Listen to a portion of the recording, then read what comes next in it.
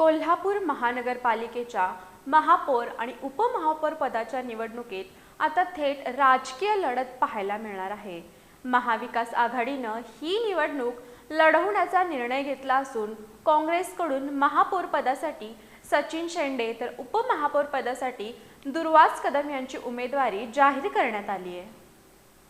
कोल्हापूर महानगरपालिकेच्या महापौर आणि उपमहापौर पदासाठी महाविकास आघाडीनं निवडणूक लढवण्याचा निर्णय घेतलाय। यासाठी अजिंक्यतारा कार्यालय इथं महाविकास आघाडीच्या नेते मंडळी आणि नगरसेवकांची बैठक पार पडली। या बैठकीत आमदार जयंत आसगावकर, माजी आमदार ऋतुराज पाटील, काँग्रेसचे शहराध्यक्ष सचिन चव्हाण, नगरसेवक राजू लाटकर, प्रदेश पदाधिकारी सूर्यकांत पाटील बुद्धिहाळकर, शिवसेनेचे सुनील मोदी यांच्यासह अनेक नेते उपस्थित होते।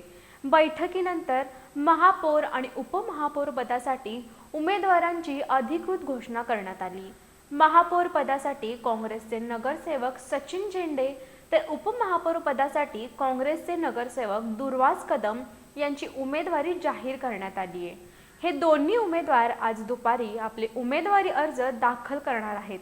नुकत्याच पार पडलेल्या महापालिका निवडणुकीत काँग्रेसचे 34 नगरसेवक तर शिवसेना उद्धव बाळासाहेब ठाकरे पक्षाचा 1 नगरसेवक निवडून आला आहे।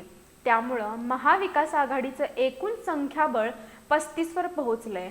महापौर उपमहापौर निवडणुकीत आता सत्ताधारी महायुती आणि महाविकास आघाडी यांच्यात थेट लढत रंगणार असल्याचं स्पष्ट झालंय।